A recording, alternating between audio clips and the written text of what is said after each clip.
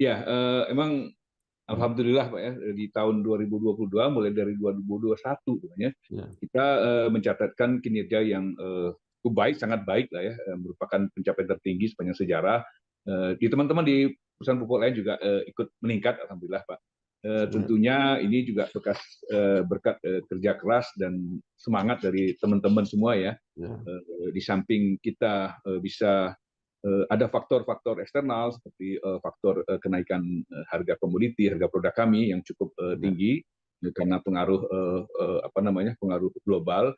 Juga tentunya kesiapan dari teman-teman ini dalam mengambil kesempatan ya, sebaik-baiknya sehingga bisa mencetak prestasi sepanjang sejarah. Nah, padahal kita tahu bahwa kita barusan selesai, barusan masih dalam ya, suasana pandemi ini Pak di ya, 2020, 2021.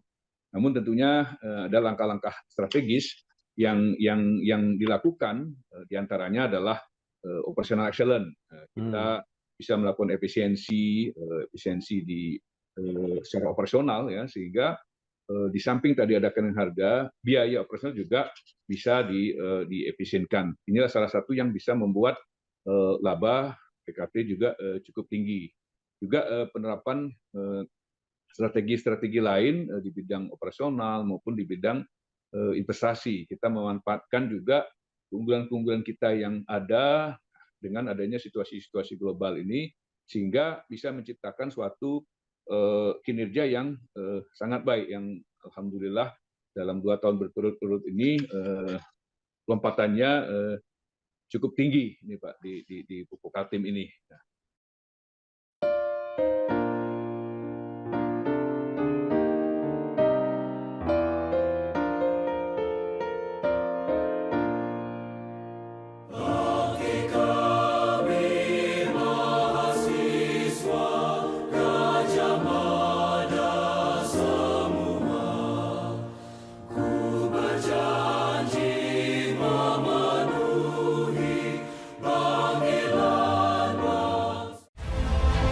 Bersama saya Bambang Sabono di kanal Inspirasi untuk Bangsa. Juga pertama kali nulis IPB sebenarnya Kemudian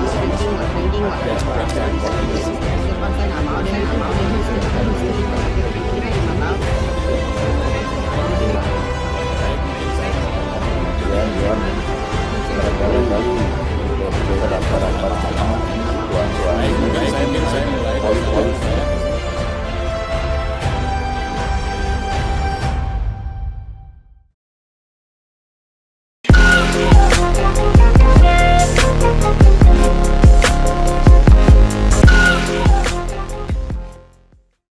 Assalamualaikum warahmatullahi wabarakatuh. Bersama saya Bambang Sadono di kanal Inspirasi untuk Bangsa. Mudah-mudahan kanal ini selalu bisa memberi inspirasi, motivasi, dan edukasi. Kami sedang mempersiapkan beberapa video wawancara untuk ikut memberi makna 73 tahun Universitas Gadjah Mada.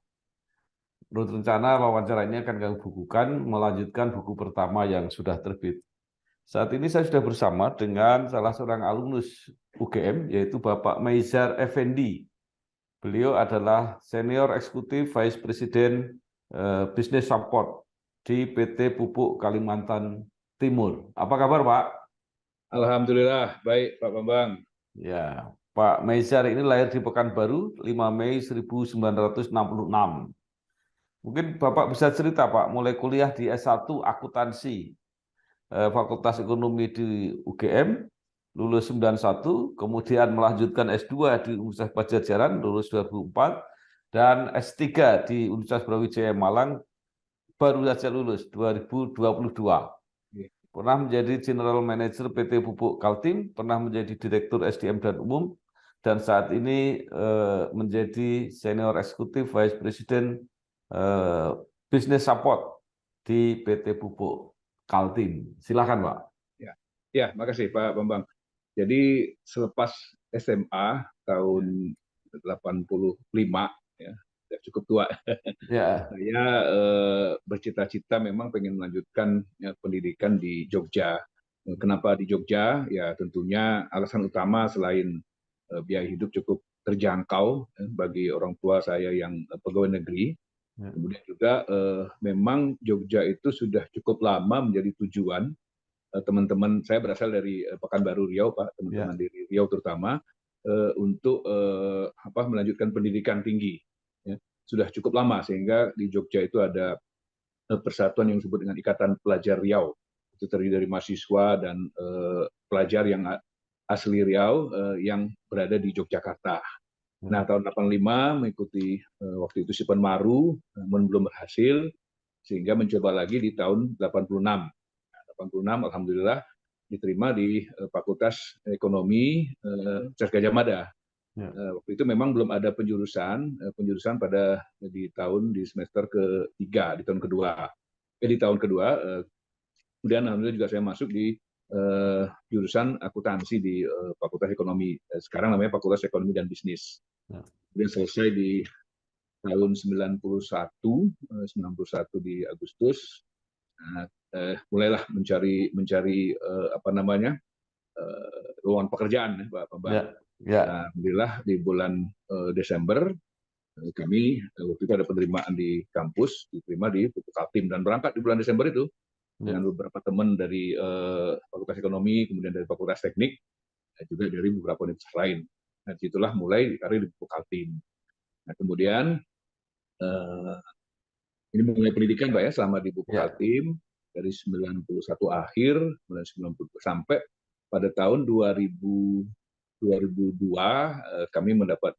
saya mendapat beasiswa untuk melanjutkan pendidikan di S2, yaitu di MM di MM Unpad sampai 2004 pertengahan. Itu cerita dari pendidikan ini, Pak. Kemudian pada saat saya menjadi Direktur SDM dan Umum di tahun 2016, saya juga dengan beberapa direktur lain di Pupuk Kaltim mendaftar ke program S3 Administrasi Bisnis di Universitas Brawijaya. Alhamdulillah sudah selesai kemarin di tahun 2021, Januari 2022, yudisiumnya di bidang administrasi bisnis. Ini sekilas perjalanan pendidikan, Pak. Nah, kalau perjalanan karir memang 91 itu saya ditempatkan karena sesuai dengan background saya di accounting, di Departemen Akuntansi. Kemudian juga di beberapa tempat sempat di Departemen Anggaran, kemudian ini yang menangani termasuk di bidang keuangan finance, keuangan dan finance. Kemudian di tahun 2012 menjadi General Manager Administrasi Keuangan sampai dengan 2 tahun 2014 diminta ditunjuk menjadi Direktur Utama PT Kaltim Industrial Estate. PT Kaltim ini adalah anak perusahaannya Pupuk Kaltim, di mana Pupuk Kaltim mayoritas di situ. 99% yang bergerak di bidang kawasan, pengembangan kawasan industri, dan juga properti. Sampai 2016 awal, bisa ditunjuk menjadi Direktur SDM dan Umum di Pupuk Kaltim. Dengan tahun 2020. Kemudian setelah itu diminta menjadi SEVP, Senior Executive Vice President Business Support, yang membawa juga fungsi keuangan dan fungsi HR atau fungsi SDM sampai dengan saat ini. Inilah sekilas perjalanan ini pendidikan maupun karir di Kaltim, Pak Bambang. Cuma rebahan tapi bisa bikin perubahan. Waktunya mulai bisa apa aja dari satu aplikasi. Mulai adaptasi cara bayar baru. Bisa, kan pakai Kris, jadi mudah. Mulai eksplorasi cara tarik tunai baru. Ya bisa lah. Dengan mobile tunai, gak perlu ribet. Mulai melihat potensi bisnis baru. Bisa dong, transfer luar negeri cukup dari sini. Yuk, buka tabungan BNI, cukup selfie. Dan aktifkan BNI Mobile Banking. Mulai bisa apa aja sekarang. Ya, baik. Terima kasih. Saya hanya ingin minta penjelasan sedikit antara posisi direktur dengan VP itu seperti apa, Pak? Karena kalau saya lihat eselonnya itu di bagan itu kan sejajar gitu ya. Tapi kan nggak lazim. Memang kalau di perbankan biasa nih, Pak. Jadi memang gitu ya. Nah, kalau secara ininya ya, kalau direktur itu tentunya bertanggung jawab atas pengambilan strategis ya dalam sebuah perusahaan. Dia memimpin satu unit ya, dan ini ditunjuk oleh RUPS kan. Nah, kalau SEVP ini ditunjuk dengan keputusan Dirut Pak, jadi tanpa RUPS lah. Ya. Itu sebenarnya perbedaan utamanya ya, kalau direvisi dengan RUPS itu dengan tanggung jawab yang berbeda gitu. SCP lebih kepada posisi eksekutif senior yang di dalam perusahaan, dan juga kami saat ini juga tentunya bekerja sama dengan direksi lainnya dan juga memimpin beberapa inisiatif strategis yang ada di perusahaan lah. Intinya lebih ke membantu BOD lah. Kami kan kalau SCPP di luar BOD, membantu BOD dalam melaksanakan tugas sehari-hari. Itu aja, Pak. Nah, ini kan luar biasa. Kalau tidak salah, ini pupuk Kaltim berturut-turut, Pak ya. Labanya cukup besar, tercatat 12,94 triliun. Nah, apa saja sebenarnya yang terjadi, Pak? Ini kan ada semacam apa ya, penurunan kinerja di banyak pabrik pupuk gitu ya, tapi pupuk Kaltim malah meningkat. Bagaimana penjelasannya ini, Pak? Ya, emang alhamdulillah Pak ya, di tahun 2022 mulai dari 2021 sebenarnya kita mencatatkan kinerja yang cukup baik, sangat baik lah ya, merupakan pencapaian tertinggi sepanjang sejarah. Di teman-teman di perusahaan pupuk lain juga ikut meningkat, alhamdulillah Pak. Tentunya ini juga berkat kerja keras dan semangat dari teman-teman semua ya.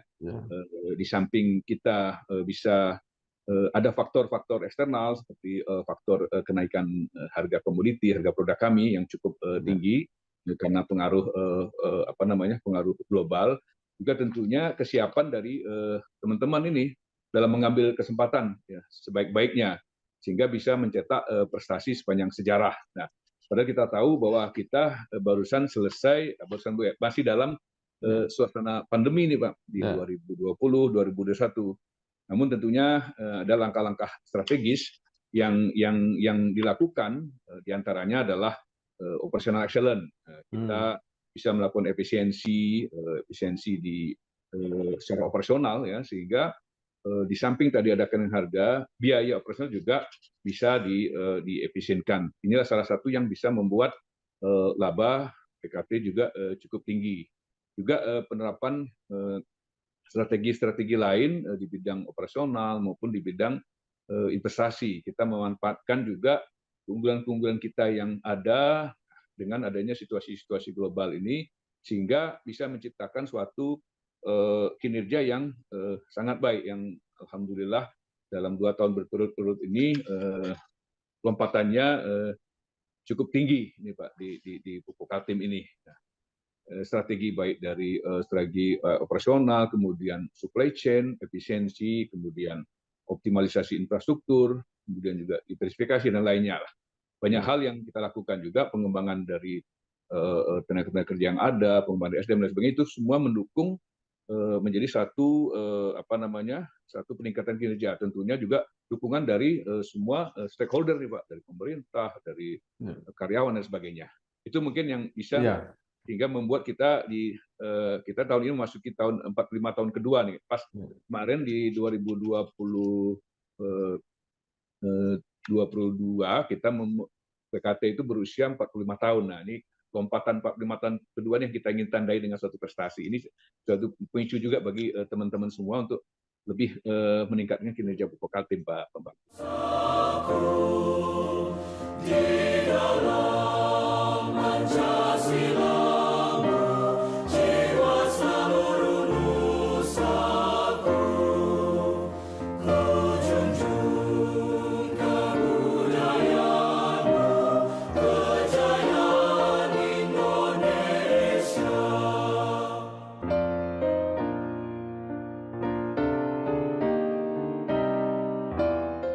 Jadi kalau begitu pupuk Kaltim ini merupakan apa Pak ya, andalan gitu ya di grup pupuk Indonesia itu dari segi revenue maupun profit gitu ya. Ya, tentunya boleh dikatakan seperti itu Pak, karena di samping memang laba tertinggi juga produk urea juga 30% lah dari total yang dihasilkan dari pupuk Indonesia Group. Ya, kalau tidak salah kan untuk pupuk subsidinya kan terbatas Pak ya, karena anggaran pemerintah terbatas, jadi berarti produknya lebih banyak yang dijual untuk non subsidi atau ekspor Pak yang mendatangkan banyak pendapatan itu? Kalau saat ini Pak, memang kami sebenarnya fokusnya kita itu diharapkan ke subsidi. Setelah nanti subsidi terpenuhi, itu baru memang boleh dilakukan ekspor. Jadi sebenarnya yang penting adalah untuk konsumsi subsidi dalam negeri dulu. Nah kebetulan kan memang penjualan bukan hanya dari Pupuk Kaltim, tapi Pupuk Indonesia Group. Ya. Ada teman-teman yang lain di di Pupuk Indonesia seperti teman-teman di petrokimia dan sebagainya yang juga ikut menjual pupuk subsidi, Pak. Nah, kalaupun ekspor, kalau memang ada kelebihan, itu baru bisa dilakukan ekspor. Kalau saat ini komposisinya seperti apa, Pak? Berapa persen yang pupuk subsidi, berapa persen yang non subsidi, dan berapa persen yang ekspor?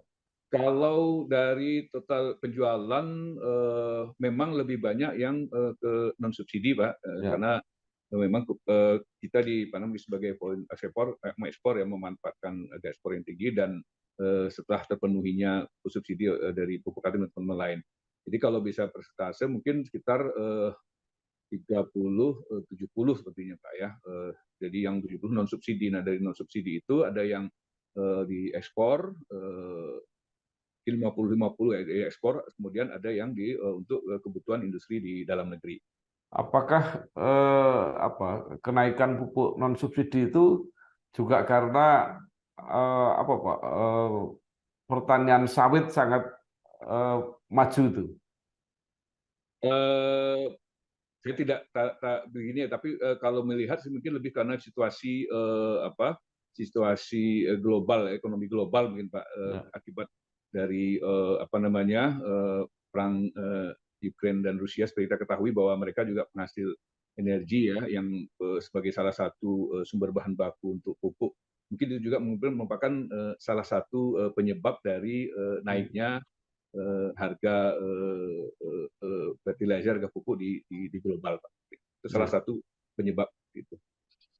Kalau Pak, mapping penyebarannya, distribusinya, apakah PT Pupuk Kaltim ini lebih banyak di luar Jawa atau juga masuk ke Jawa, Pak?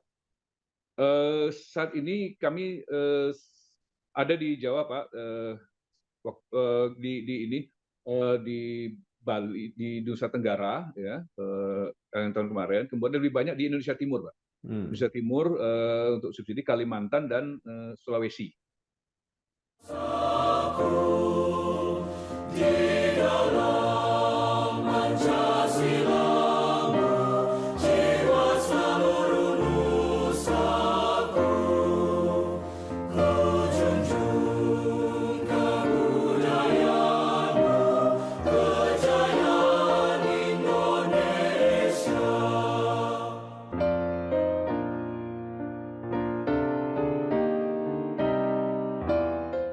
Dan saat ini Pupuk Kaltim juga ditugasi atau merencanakan untuk membangun pengembangan pabrik pupuk di Papua, Pak?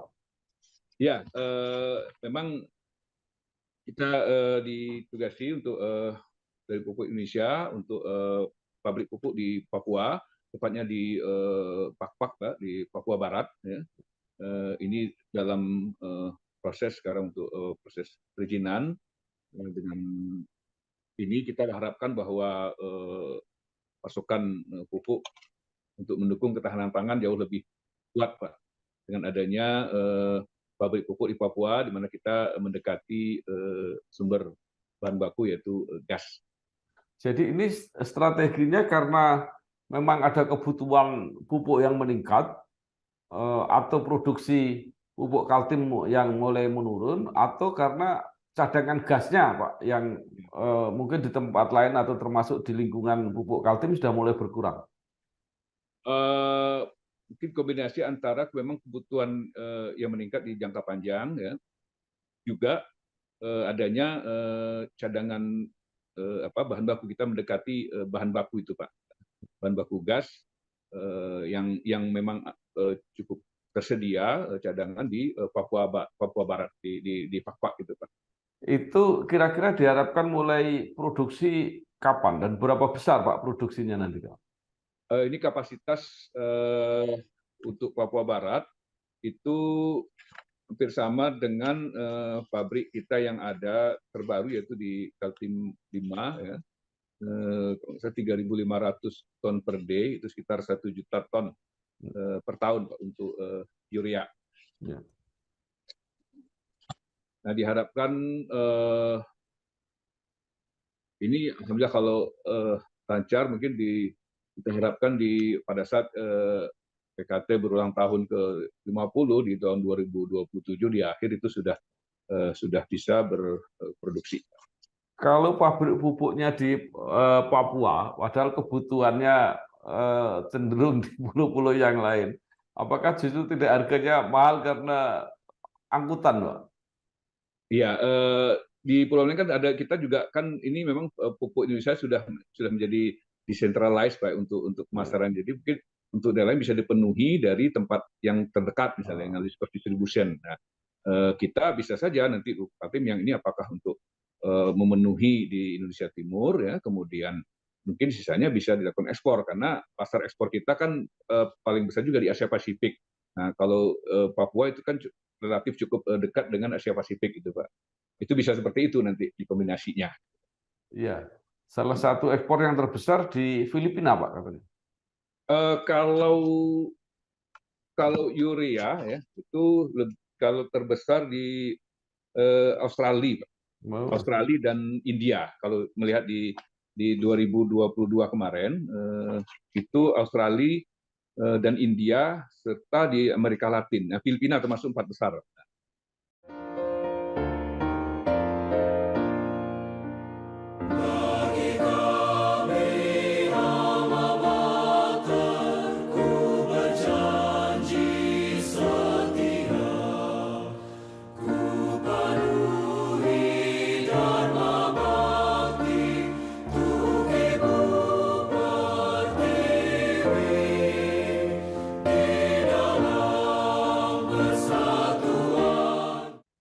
Nah, kalau ke depan, Pak, kira-kira apakah ekspor ini yang akan ditingkatkan atau kebutuhan dalam negeri yang memang berkembang? Tentunya prioritas adalah kebutuhan dalam negeri, Pak, untuk memenuhi ketahanan pangan. Jadi setelah kebutuhan dalam negeri terpenuhi, barulah bisa dilakukan ekspor. Dan untuk ekspor pun memang harus ada izin ekspor yang dikeluarkan setiap tahun, Pak. Sehingga memang lebih di prioritas utama dari pemerintah tentunya untuk memenuhi ketahanan pangan di dalam negeri. Sekarang ini kan ada gerakan ya Pak, semacam gerakan kampanye gitu untuk kembali ke pupuk pupuk organik. Ya, ya, ya. Nah, itu seberapa besar nanti pengaruhnya terhadap pabrik-pabrik pupuk anorganik itu, Pak? Ya, ya. Memang kita masyarakat ini mulai peduli ya dengan hal-hal organik, Pak ya. Tentunya, dan kita juga ikut mendukung terus juga mengembangkan inovasi-inovasi tentunya yang bisa mengimbangkan produk dari yang kalau ini kita kan bahan kimia, Pak. Ya. Kita juga mengembangkan pupuk hayati ya, diantaranya untuk pupuk rawa, untuk ini dan sebagainya. Ada yang namanya EcoVet, kemudian Biotara dan Biodek. Ini bukan berbahan kimia tapi adalah pupuk hayati. Kita memang masih dalam skala yang belum begitu besar. Nah, memang bahwa output untuk prioritas pangan saat ini memang masih dipenuhi dari pupuk kimia ya, karena memang mungkin pupuk organik membutuhkan waktu dan volume lebih besar untuk menghasilkan kuantitas ekivalen yang sama dengan pupuk kimia, Pak. Saat ini memang belum sebesar pupuk kimia, gitulah. Walaupun nanti mungkin bisa saja ke depan mengarahkannya lebih ke pupuk organik. Nah, kami juga ikut mengembangkan pupuk hayati ini, gitu, Pak. Dan juga ada inovasi-inovasi, inisiatif-inisiatif supaya salah satunya adalah inisiatif ESG, Environmental, Social, and Governance. Nah, sekarang semua kita bagaimana kita membuat inisiatif ESG ini sehingga ke depan lebih hijau lah, termasuk diantaranya program dekarbonisasi dan sebagainya. Itu salah satu usaha untuk itulah kita lakukan juga.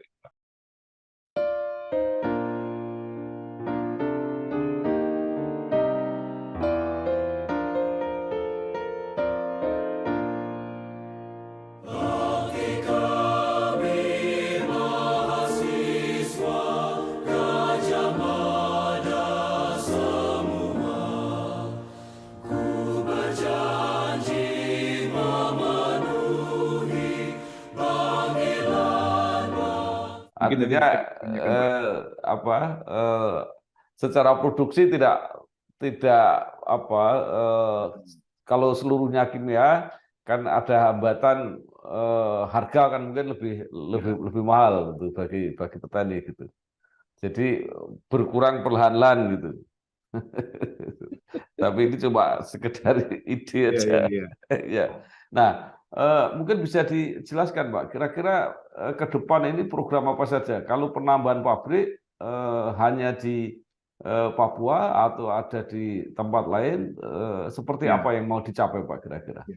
Eh, Pupuk Kaltim ini memang kami mengembangkan ada 3 pilar strategi, Pak ya. Ya. Yang pertama operational and supply chain excellence, tentunya meningkatkan keunggulan operasional dan supply chain juga melalui efisiensi energi dan optimalisasi infrastruktur. Nah, kemudian baru diversifikasi excellence, ya ini dengan mengembangkan bisnis di sektor hilirisasi petrokimia serta energi yang terbarukan. Nah, kemudian baru geographical expansion excellence, keunggulan jangkauan pasar dengan peningkatan kapasitas domestik dan ekspansi juga mungkin di pasar global. Nah, salah satu geographical expansion excellence tadi yang Papua Barat sebenarnya masuk di dalam geographical. Jadi ada 3 sebenarnya.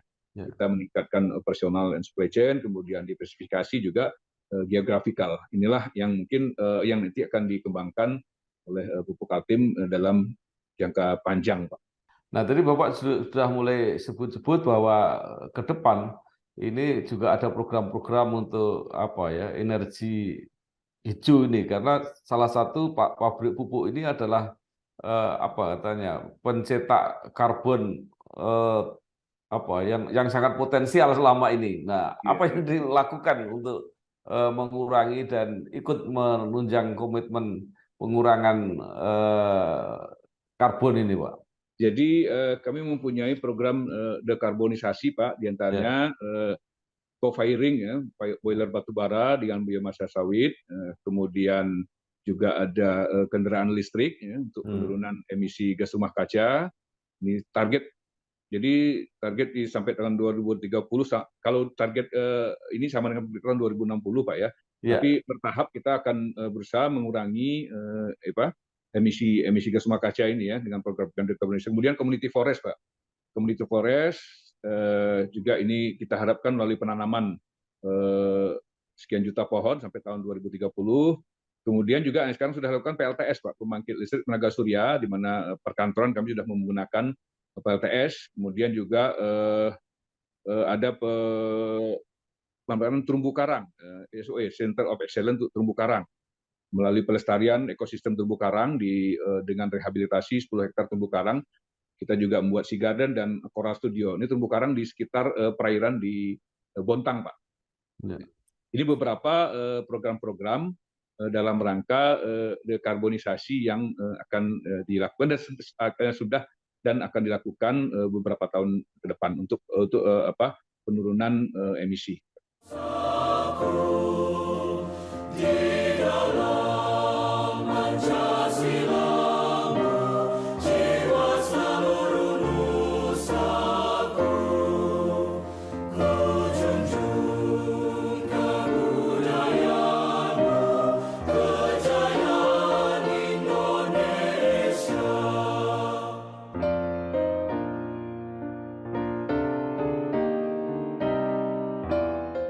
Ya, luar biasa. Nah, sekarang kembali ke UGM, Pak. Bapak ini kan luar biasa, orang yang kuliah di 3 kampus besar, di UGM, di Unpad, kemudian di Universitas Brawijaya.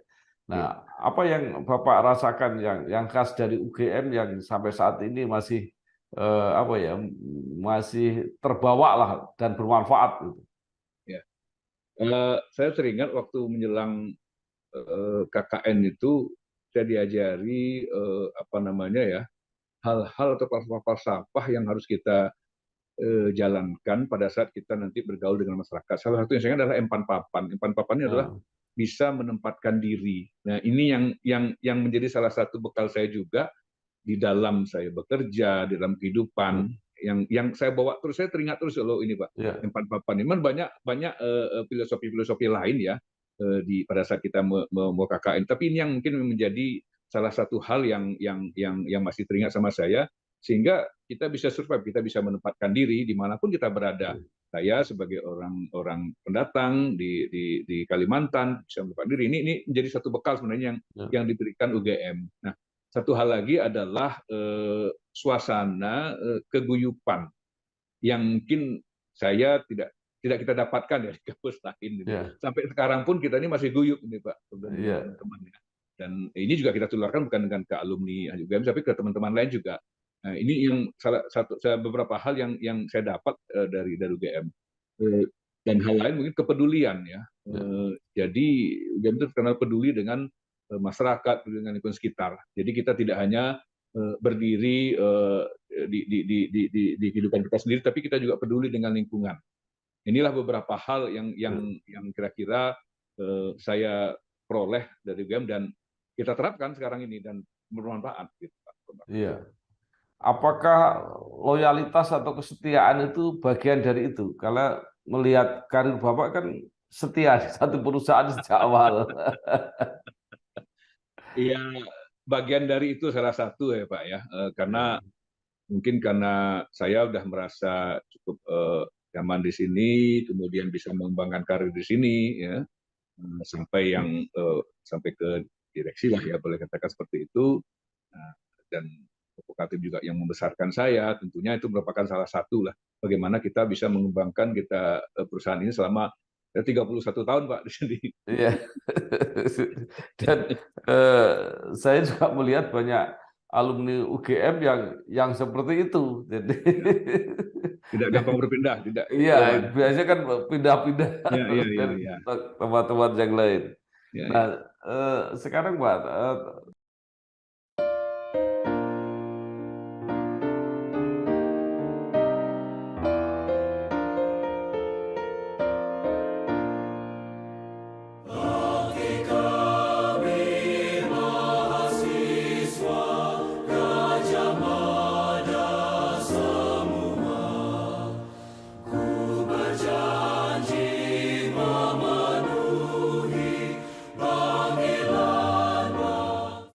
terakhir, apa yang ingin Bapak sarankan kepada alma mater atau kepada mahasiswa KAS UGM? Apakah model-model atau karakter seperti itu sampai sekarang masih relevan atau mungkin perlu disesuaikan atau seperti apa? Saya kira ada yang relevan, tapi mungkin lebih banyak penyesuaian karena zaman sudah berubah Pak ya. Tentunya tapi kemampuan menyesuaikan lingkungan tentunya sangat perlu. Nah, yang paling perlu yang seperti sekarang adalah sikap yang agile, Pak ya. Sikap agile mampu menghadapi tantangan karena dalam suasana sekarang ini tentunya berbeda dengan pada saat saya dulu masuk 30 tahun yang lalu, tantangan tidak seberat seperti sekarang ini. Terutama ke teman-teman yang alumni, tentunya alumni sekarang boleh dikatakan tamat 5 tahun 10 tahun ini adalah teman-teman generasi milenial yang tantangannya cukup berbeda dengan kita dengan zaman dulu, sehingga memang sikap agile, pantang menyerah ini yang memang harus ada di teman-teman, terutama teman-teman mahasiswa untuk jadi alumni ya, supaya kita bisa bersaing juga gitu loh, bahwa alumni UGM itu juga agile dan bisa ditempatkan di mana saja dan bisa menghadapi situasi apa saja. Ini yang mungkin yang perlu di teman-teman, ada fleksibilitas lah di situ. Jadi jangan menjadi cap teman-teman UGM hanya berani di desa di ini, tapi kita bisa dimanapun gitu loh. Mau bersaing dimanapun kita bisa, kalau sepanjang kita mempunyai sikap yang agile dan mampu menghadapi tantangan-tantangan yang jauh lebih besar. Itu mungkin yang saran-saran ke teman-teman mahasiswa Pak ya. Iya, tapi kelihatannya memang banyak Pak ya teman-teman alumni UGM yang di Pupuk Kaltim ini di Kalimantan Timur. Cukup banyak Pak, cukup banyak. Kalau di Pupuk Kaltim itu lebih dari 100 orang mungkin ya, 150-an lebih kurang untuk yang saat ini ya. Dan memang itu juga cukup mewarnai lah dari perjalanan dari Pupuk Kaltim sebenarnya. Baik, terima kasih sekali Bapak Meisar Effendi, Senior Eksekutif Vice President Business Support di PT Pupuk Kalimantan Timur. banyak hal yang sudah disampaikan, mudah-mudahan bermanfaat untuk kita semua. Pengalaman yang panjang, 30 tahun di satu perusahaan, di Kaltim, dan sampai sekarang kinerjanya cukup bagus Pupuk Kaltim dan berhasil. Ya. Mudah-mudahan para generasi muda bisa mengambil pengalaman ini sebagai inspirasi dan motivasi. Sekali lagi terima kasih Pak Maisar. Selamat bekerja, terima kasih sukses. teman-teman Ya, semua. ya, Salam sukses. ya. Wassalamualaikum warahmatullahi wabarakatuh. Waalaikumsalam warahmatullahi wabarakatuh.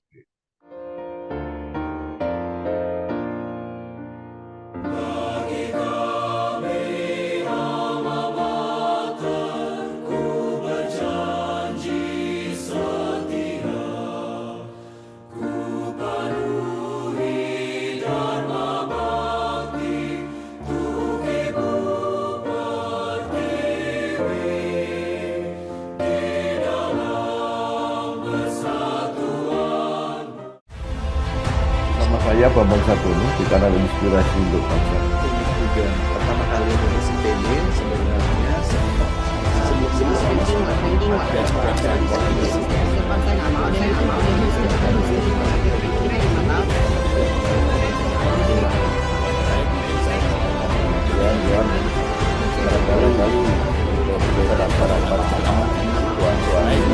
saya mulai